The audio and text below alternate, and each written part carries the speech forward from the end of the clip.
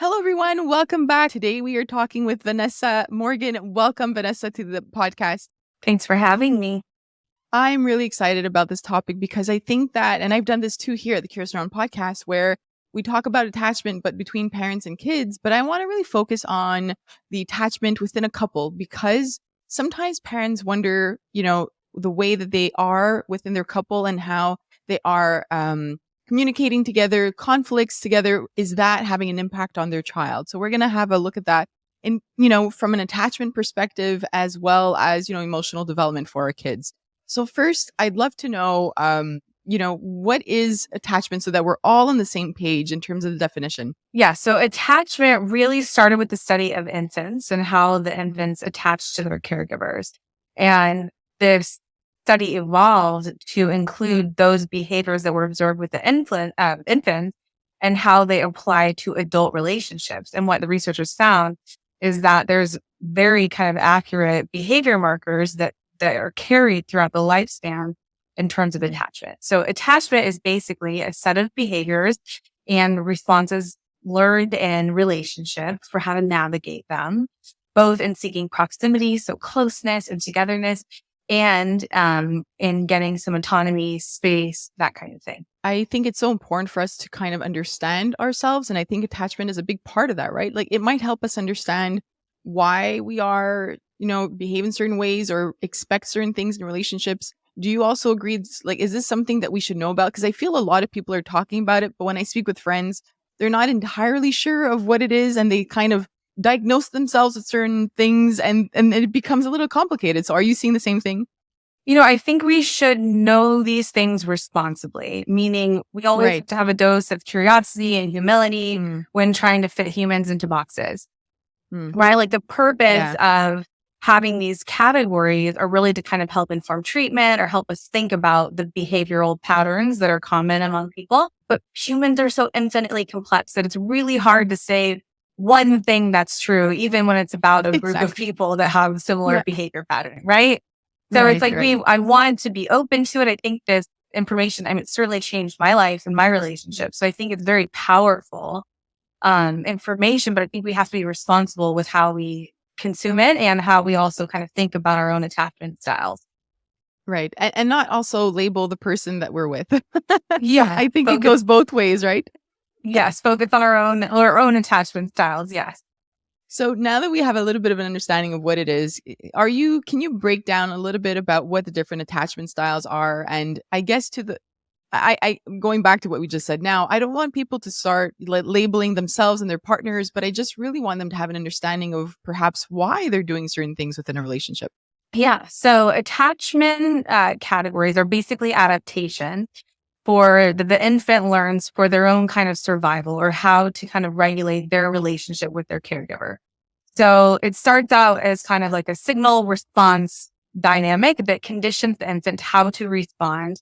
So if the infant signals distress and the caregiver responds sensitively, they develop what's called a secure attachment. So they trust that the person that they're, in relationship with is going to show up for them, is going to be responsive, is going to accurately respond. People with insecure attachment styles, so people with anxious attachment styles, those that are very preoccupied with maintaining proximity and closeness and not getting abandoned, or avoidant individuals who kind of champion more autonomy and distance in the relationship.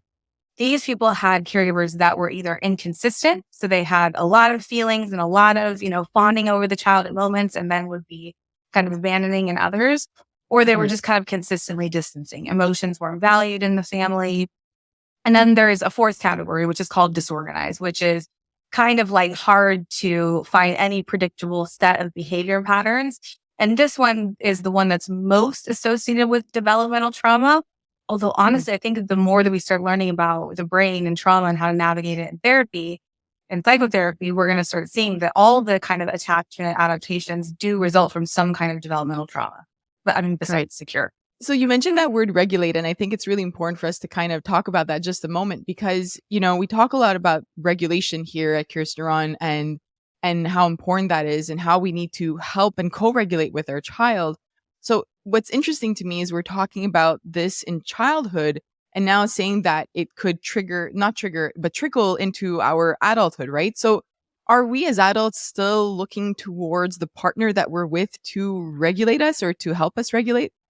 Yeah. So what's called co-regulation, Mm, both regulating self and partner, adult partner, is part of what's called secure functioning or healthy, secure attachment. So absolutely.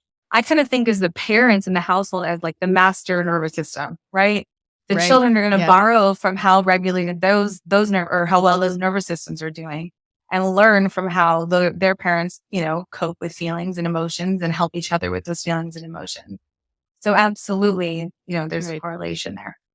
So I'm thinking of parents listening to this now saying, well, I wonder what percentage of people actually have a secure attachment. And many parents that have spoken with me don't think that they do and feel that they struggle in their relationships. They struggle in regulating their emotions. They struggle in conflict resolution and also, trying to stay calm when their child isn't. And these are the kind of topics that come up. So if a parent is listening to this and says, well, I'm sure I don't have a secure attachment, am I, is this going to have a negative impact on my child? Do I have chances of developing a secure attachment with my child, or is it doomed? Like we always go to the extreme.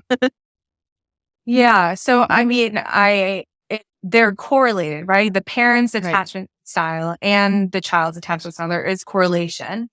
However, with awareness, conscious intervention, it's absolutely not determined that the child will have, Right. X attachment, right? So it's Mm, something that's very with intention shiftable, but it does right. impact. It really does impact how the quality of the bond, the quality of the bond between the parents impacts the quality of the bond between the parent and child as well.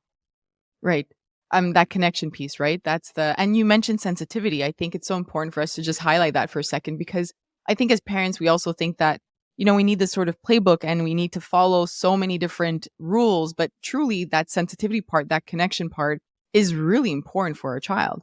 Absolutely. And there's a term called like the window of engagement, right? It's like where you can be in your nervous system to be available to connect. And you can't be, too dysregulated, too upset Right. to really be in a state of connection. And so that's why this learning of how to co-regulate and behave in a secure way with a partner is really helpful for these developing attachment systems within the children. Right.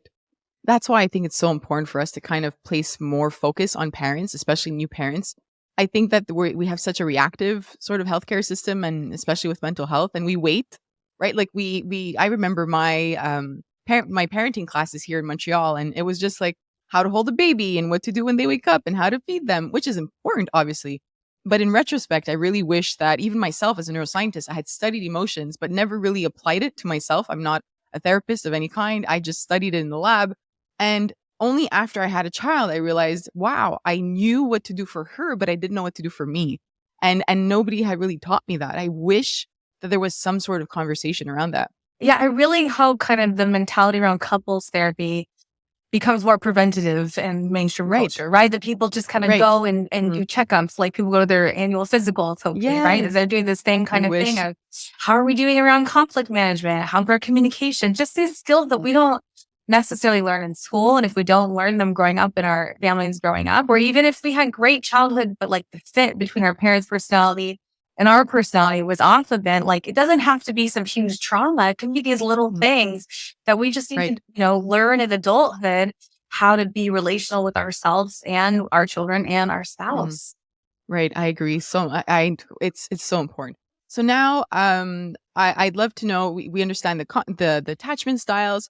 What would that look like in terms of conflict with our partner? Because I know that sometimes, even with myself, people who listen to this podcast know, my father left when I was very young. He was the kind of person that just left and didn't turn back, and that to me caused a lot of trauma. And there was a lot more to that. He would drink a lot, and it led to me. I remember at the beginning of my marriage, I struggled a lot with arguments because to me, an argument meant it was over. And I had to really do a lot of work around that. And I'm sharing this because I know many people might, relate to that. And it's not just how we're arguing, but it's what we're thinking and being able to take perspective and emotional perspective. And there's so much that happens when we're arguing with our partner. Do you have advice for some parents that are listening that really are struggling because they're having a lot of arguments with their partner and they don't feel like they're healthy arguments on both ends, both from both partners? Yeah, there's so much you can do. So I think where you kind of started, and the question is talking about how our past informs Right. our present kind of expectations in Mm, relationship.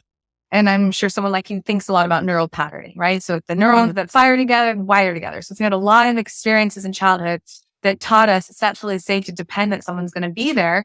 Our attachment system's going to form to want to ensure a lot of proximity. So there's going to be a mm, preoccupation. So of course, when you start to get dysregulated or in a fight or conflict with your husband, you start to feel threatened, you're going to go to that automatic strategy. It's not going to be a conscious thought like, oh, I'm going to think that he's going to leave on purpose. It's just exactly. like Yeah. an implicit thing that happens. So how you can begin to disrupt this is by developing more mindful awareness around some of that patterning and some of those beliefs in relationships. That's kind of the first step.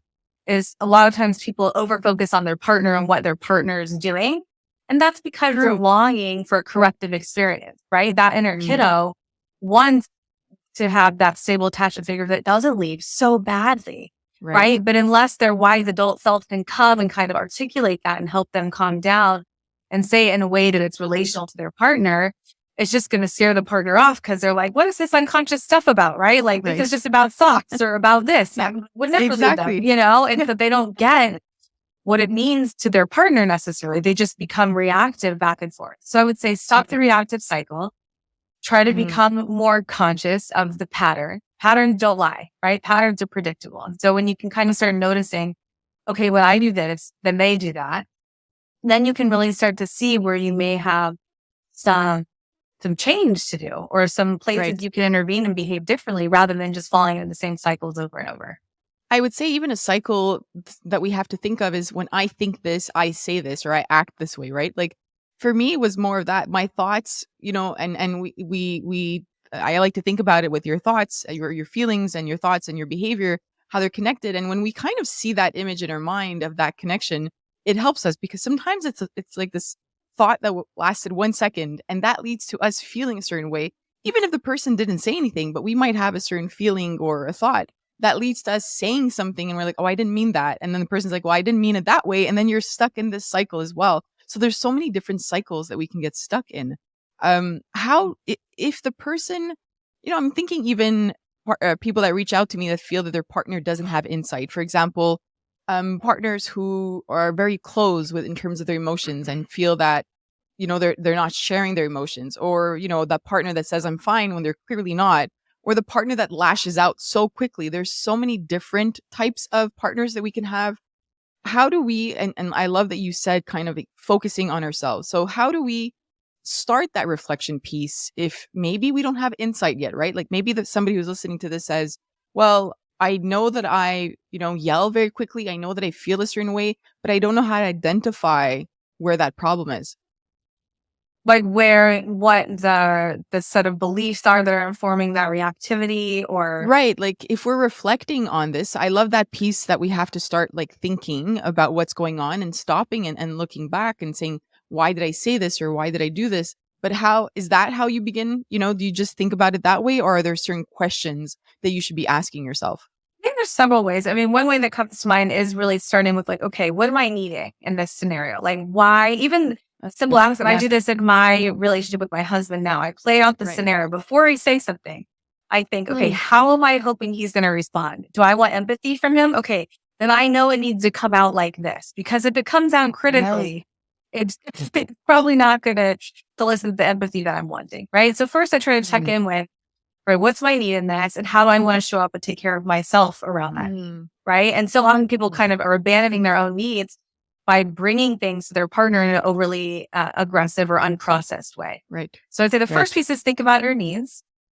The second piece is start paying attention to the body. It really changed my practice a lot when I started helping couples tune into their body and what the different sensations meant to them, because oftentimes people are disconnected from their intellectual understanding of an emotion, but they Right. can still have a felt sense of it in their body. So that's a really good port of entry into beginning to understand our feelings and our emotions, right? Because emotions are the thing that teach us what our needs are. So if we're cut off from Yes. our emotions, we're not going to know what our needs are. And all Right. of this kind of has to get worked out before we bring it to our partner. Needs to get metabolized in advance. Otherwise, things can go haywire very quickly. So taking time, if I had to say that a third thing about it is really slowing down and taking time and being very intentional with why you're saying what you're saying, what the need behind it is, and how your particular person is going to hear it. Right. I love these three pieces of advice, and I think it's really important to focus on those needs. I say this to parents when they're with their child, and that when you actually think about your needs, you kind of respond to your child rather than react. I like to use those two words. I just find that there's a big difference. And that's what I learned myself too. And I feel that when you're thinking a little bit more, there's a pause that naturally happens instead of just saying something and saying, well, I didn't mean to say that, or I didn't mean to do that. There's that pause. And that pause to me is critical. It's so important. Okay. So then I think that a parent hearing this now really has some good advice that they can start applying. And I know that they think about the child that's watching. And with what you just said, I think that's modeling really important skills for our own kids, right? When it comes to their emotional learning. Is there, I guess some parents worry that arguing itself is bad for their kids. Is it? And is there, I know we hear about repair a lot, but we don't talk enough about like what it looks like.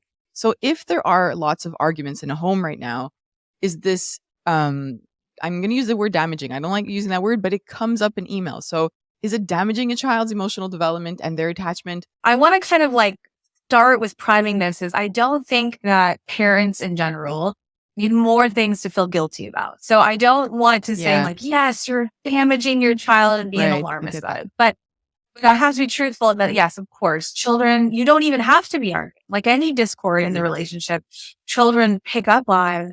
Right. It's true. Even unconsciously, right? So it's not about these big arguments. It's more about the state of safety and connection in the marriage. Yes. Right. Because I don't want couples to also think as long as we're not arguing and the kids don't know. That's also confusing for them because they can feel that something's off, but they have no narrative for what's going on, right? So I think I want to make the focus more about, kind of the global state of the parents' relationship than the arguing. But certainly we know that loud arguing, scary arguing can cause a traumatic response and affect the attachment system in children for sure. So, arguing is on the scale. It's all kind of relative. Avoid it absolutely when possible. Don't beat yourself up when it happens, but help your kids make sense of this if it's a scary experience, right? So if it does happen in front of them, you would just want to go back and narrate like, hey, mom and dad weren't agreeing on that. And then we raised our voice. And I thought about how that was for you. And maybe that was scary. And maybe your kid's kind of not ready to talk about it. But just any little bit of narration. You don't have to bring them into the adult details, especially don't. Right? But just provide a little narration of we fought and we're going to work it out and everything's okay. Like that kind of thing is how I think you would scaffold a repair in front of a child around the argument. Right? From what you just said, it is really important for us to go back and talk to our child.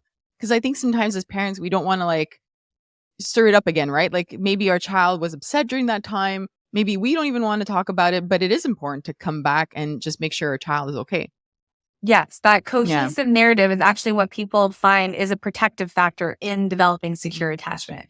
If kids can have kind of a narrative of the things, even if it didn't go well in childhood, but they didn't feel alone in it and they had, an adult that kind of understood them, they develop this kind of cohesive narrative. And so that's what you want to build in terms of helping them make sense of these kind of things. With what you just said, I'm thinking about the emails I get specifically from parents who feel that the environment is not safe. And you mentioned that word safe. I just want to touch on that because the reality is that not every home is safe for kids. And, this does exist. So if a parent is listening to this and feels that their home isn't safe, what you just said, that connection piece, can that be a protective factor if the parent can't get out of that environment? Absolutely. So if it's just not logistically possible, it's such a broad term, not safe. So I don't even know if there's physical danger, right? Like if there's a physical danger, of course, you got to really try to prioritize leaving. But I understand the reality is that there's all sorts of gray and sometimes you can't, and so absolutely what you can do is still try to regulate yourself the best that you can and give them tools. Right. Thank you. I had to mention that because I know that it's not the reality in all the homes. So, I think it's really important for couples to think about this, and I'm hoping that couples are listening to this together. If there's some resistance, you mentioned to start the work on yourself. If you are doing that work, but you still feel that you're in a relationship where that person perhaps is disrespectful or mean or verbally or abusive of any kind of abuse, how doing the work on yourself won't completely change that environment. How do you have this very delicate and complicated conversation with a partner that you feel truly needs to start doing some of this work? I like to think uh, with couples a lot about how to have loving boundaries and how to stand up for themselves with love and compassion, right? Normally people kind of wait till they're in a capacity and it's too far gone before they really start to get help in learning how to have appropriate boundaries. So I think like the first thing I would encourage people to do is just really start studying boundaries and how to have boundaries and figure out where they have influence in their life and where they don't. It's hard to give like a specific example of how, Right. because there's so many factors in why people can be resistant to couples Sure. therapy. But I will Right. say like, even if someone's partner's resistant to couples therapy, sometimes just the act of the partner that's kind of like wanting more emotional availability, when they can learn to just kind of consistently set loving boundaries for themselves, like, hey, I'm not willing to talk with you like that. Let me know when you're ready to calm down so I can hear what you have to say. Right. So it's like this boundary, but I'm not going to fight with you anymore. But when you want to talk to me in a more calm way, I'm absolutely here to hear your needs and perspective. Right. So there's so much power in kind of little Right. things like that. Does that answer the Yeah, question? exactly. Oh, yeah. Okay. And I think boundaries are really hard for many of us. I personally just started working on boundaries like when I was in my late 30s. And to me, that was never something that had crossed my mind. If somebody's hearing this and thinking, I need to start working on my boundaries, it's hard because what I've learned is whenever I set a boundary, not with my partner, but usually family members, it seems to make them uncomfortable, right? And that's what I had to learn to deal with is seeing that that person's not happy with that boundary and not feeling guilty about it. Does the same thing happen within a relationship sometimes when you set that boundary? Absolutely. If people kind of have some codependent tendencies or really, fear Mhm. around setting boundaries or didn't get, people who tend to have that more preoccupied attachment that want to maintain closeness in the Yes. relationship Yeah. tend to have a bit more diffuse boundaries because that's that needed adaptation Yeah. to stay close. Right. And so there is going to be a learning curve. And a lot of times partners respond poorly because they're like, what's this? Like, you never did that before. I think, If it you exactly know, if it comes out of nowhere. yeah, if it comes out of nowhere, or that people, when they have anxiety, when they set boundaries because they don't know how to do it, can often do it like Yeah. clunkily or Right. aggressively. So sometimes it's just nice to name, hey, I'm trying to set a boundary. I maybe I'm not doing it in the most relational way, but my intention isn't to hurt you. My intention is to just protect myself. Right. Just kind of Yeah. like narrating Mhm. that, like, I'm trying to do this well. This is hard for me to take that pressure of having to know how to set a boundary perfectly without offending anybody. I get that. Yeah. Relationships should feel like a team sport. Yes, definitely. And, our needs don't disappear as well when we become, somebody's partner or even a parent. I think as parents, we tend to feel that our needs now don't really matter and it's all about our kids and our partner. But our needs still matter and we need to make sure that you brought that up, in terms of the conflict itself. And I think it's so interesting because we can't forget our needs, whether it's with our partner or with our kids. Do you see that a lot in your practice in terms of people just having forgotten like what they need and what matters to them? Yeah, absolutely. And again, it's sent back to this relationship with their emotions, right? A lot of Mm, people have certain emotions that they're okay with feeling. Like some people are fine feeling anger, but hopelessness or despair, not so much. Other people are right. very fine feeling kind of sad and melancholy, but they're not comfortable with their anger. And so oftentimes when we have a compromised relationship with feelings, that then plays out in our relationships because we don't have all the information we need about our needs, right? Because we're Right. cut off Got it. from like the anger is the emotion that allows us to know when a boundary needs to be set, right? Mhm. But if we're cut off from our anger, how are you going to know to set a boundary? Yes. So there's a correlation there. Yeah. Let's move on a little bit into towards the emotions part because I think that's an important thing. I had a podcast episode where I just entertained the idea of what if the words anxiety or anger or sadness didn't exist? How would you describe that feeling? Because I agree with what you said at the beginning. where we are disconnected from what it feels internally. And we have these labels and we're teaching this to our kids. But that label, does it really matter if you don't know what it feels like for you, right? If you can't tell the difference between certain emotions. Are you seeing a lot of this as well in terms of, even the word stress? Like I tend to tell parents, switch that to what it really means. Are you overwhelmed with work? A lot Mhm. of parents talk about work and life balance. I don't think that exists, but I do think that we have to kind of find a way to, one week might be, more heavily weighing towards work because you have a deadline. And the other week you might want to spend more time with your kids, or maybe a child is sick and you have to put work to the side.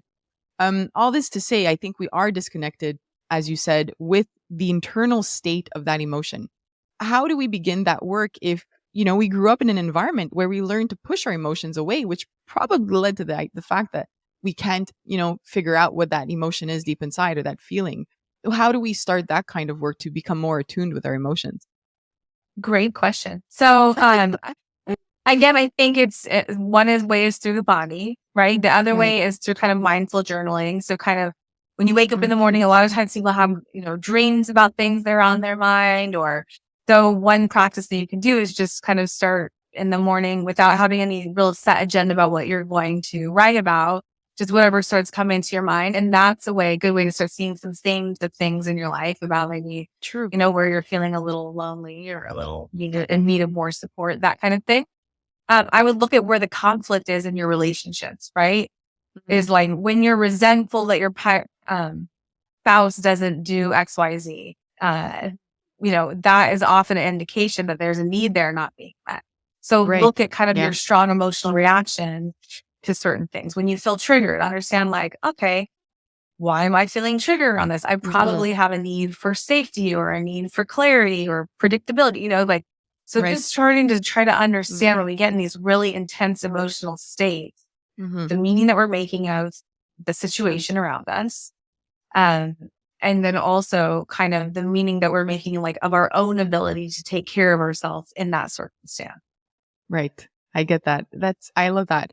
Now, maybe a parent is listening to this and says, okay, what can I start tomorrow? You've mentioned reflection a lot, and our needs. So what would you say are like two or three things that can make a really big difference in somebody's life if they start doing these three things or two, three things tomorrow? Well, what I would say is that if we're particularly focusing on couples, right, Mhm. regardless of your attachment style, you can learn to function as though you had a great childhood and a secure attachment. You just kind of have to learn what the discrete behaviors are. So Mhm. when couples have an insecure attachment, they tend to fall into what's called a one person system during conflict, right? They are only able to kind of think of their own state.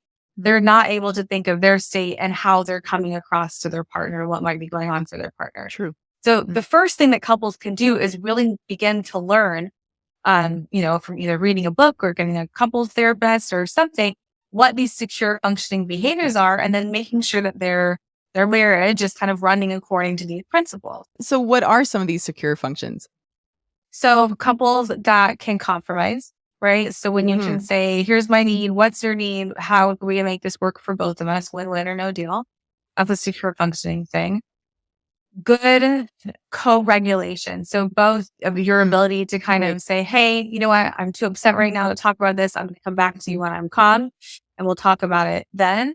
And also your ability to say, oh, sweetie, you look like I just, hurt your feelings, right? Like see your partner and give them Right. empathy. Now, those are two really important pieces of co-regulation. So I'm saying Mm. that is also another feature of secure functioning is co-regulation and collaboration, working together.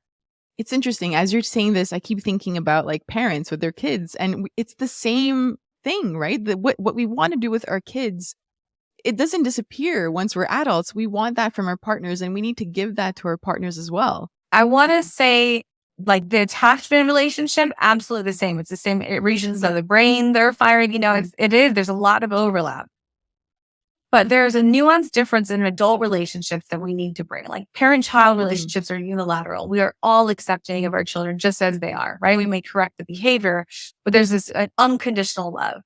Right. Adult relationships need to have a bit more of an air of personal responsibility to them. I'm my Yeah. own sovereign Yeah. being. I don't put all the weight of my happiness on you, but I'm going to do my part. and I'm going to care about your experience as well. And so I think they are the same, but they are different as well. They want to make a Right. distinction around that. Yeah. You just said like I putting all your happiness, on that person, or it just made me think of a book Amy Morin has. I think it's 13 things mentally strong couples don't do. And one of the parts of it, like part of her book spoke about like sometimes we tend to put that onus on our partner to make us happy. Do you see that a lot as well with relationships?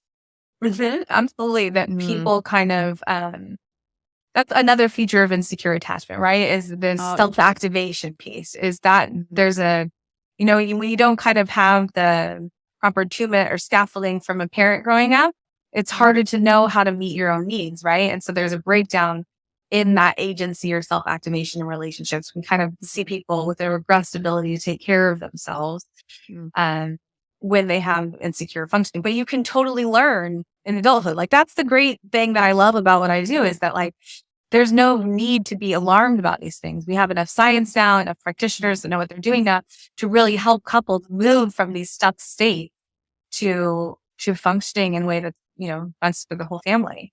right, right. And that word that you had used before, like disrupting these cycles, I love that word because it's not just about breaking them, but you're disrupting them. It shows us that we have the ability to do that. And I think that word is really empowering if we, move forward with saying, or questioning ourselves and saying, how can I disrupt this? How can I change this pattern that we're in? Because our brain, it predicts certain things. You mentioned this unconscious part of it, and it's because it's predicting, and that comes back to our childhood. And some parents that I've spoken with feel that, why do I need to address my childhood? Or some parents have said, I had a great childhood. Why do I need to address that? But great still doesn't mean that you don't have to look back into your past to understand how or why you're responding in a certain way as an adult, right? Absolutely. Yes. Yeah. I always tell parents, like the last thing you want to leave your child as a legacy is your own unhealed trauma. Like it is very important good. as parents that we kind of look at, I know that I don't want to idealize people with secure attachment. I personally don't think that anyone came out of childhood unscathed, that like there's inevitably some bully that messed with you or I have yet to meet a person that just had like a perfect childhood that didn't leave that with some triggers in adulthood. But even if they exist, they're still going to have stressors in life that require them to kind of be resilient. Look at how your brain can kind of, in an effort to protect you, sometimes jump the gun and think that things are familiar based on old trauma when they are not. Right. So I think it's like, everybody has to do this work to an extent. There's no escaping it. If you're alive, you got some work to do. And you're right about the protection piece. Our brain is trying to do that. And that's why we're not conscious of why we react certain ways sometimes, because our brain just goes into that default mode and that like pattern and prediction of when this happens or this is said, I need to protect Cindy for whatever reason, right? Like that's how the brain functions. So it's truly fascinating the work that you do. And I really appreciate that you took some time to talk with us today. I guess to close our conversation, is there something you feel within attachment that people don't talk about enough? We've talked about the different styles and I see lots about that, but is there that one missing piece that you feel even on social media or online that nobody is talking about that and we could change somebody's life if they just knew that one piece? The thing that I've really started thinking about with attachment and trauma lately is this newer model. I don't know how familiar you are with IFS, but it's this idea that we all have these sub personalities or parts within us, right? And so the parts kind of take over as our defenses and help us navigate these stressors, right? And so instead of looking at these adaptations as bad parts, right? I like to encourage people to look at them as protective parts that are maybe misunderstood or really relegated to an extreme role. That if they were more understood and there was more mindfulness around kind of the experience of them, then there would be less of a need for that part to act in such an extreme way. And so I think the more that people can have openness, curiosity, compassion for their and their partner's trigger, the quicker that people can kind of heal that, rather than just resisting it and judging like, I need to be securely attached to perfect. Just kind of be open to these adaptations and these perceived flaws and wonder why they're here and how we can get to know them better. When you're saying this, I'm thinking of those children who are neurodivergent and feel that they are different, I feel that it's the same thing, right? It's the more we can get to know ourselves and learn how we get curious about how we learn, how we speak to people, how we deal in social situations, the better we can do it as best as we can. And that's okay. And it seems that you're saying something very similar when it comes to, relationships and getting to know ourselves. Yes, compassionate Yeah. curiosity really Yes. changes the game. Right.